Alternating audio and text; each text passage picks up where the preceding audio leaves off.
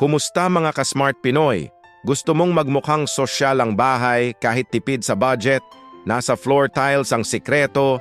Alam mo ba na maraming Pinoy homeowners ang nagkakamali sa pagpili ng tiles? Kadalasan, bumibili tayo base lang sa design o presyo. Tapos pagdating sa bahay, doon nalalabas ang problema. Madulas pala, madaling magasgas, o kaya naman hindi bagay sa location. Ang ending? Magastos sa repair at hindi pang matagalan ang ganda ng ating flooring. Pero huwag mag-alala, dahil ngayon, ibabahagi ko sa inyo ang mga Smart Pinoy floor tiling hacks para magmukhang high-end ang inyong bahay nang hindi lumalagpas sa budget. Una sa lahat, let's talk about ceramic tiles. Ito ang pinakaabot kaya at perfect para sa living room at bedroom. Bakit? Kasi magaan lang ang foot traffic sa mga lugar na to at hindi kailangan ng super tibay na tiles.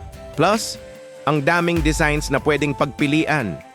Pangalawa, may porcelain tiles naman tayo. Medyo mas mahal pero worth it sa kusina at banyo. Mas matibay kasi ito at hindi gaanong sumisipsip ng tubig.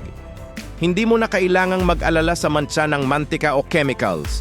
Third hack, kung ayaw mong madulas, especially sa CR or outdoor area, go for matte finish tiles. Hindi lang anti-slip, may elegant at contemporary look pa. Gusto mong magmukhang mas maluwag ang space? Large format tiles ang sagot.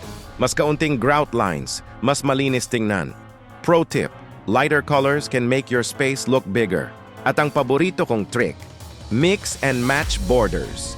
Gumamit ka ng accent tiles para social ang dating. Hindi mo kailangang gamitin sa buong floor.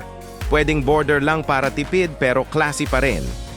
Remember mga ka-smart Pinoy, ang smart choice ng tiles ay hindi lang tungkol sa presyo.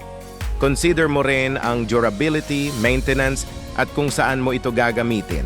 Sa ganitong paraan, makakamit mo ang eleganteng bahay na hindi lumalagpas sa budget. Nagustuhan mo ba ang video na to? I-like at i-share mo sa mga kaibigan mo. At huwag kalimutang mag-subscribe para sa mas marami pang home improvement tips. Sa susunod na video, alamin natin ang ceiling design hacks para mas mukhang mataas at maluwag ang small homes. Salamat sa panonood mga ka-Smart Pinoy. Hanggang sa muli!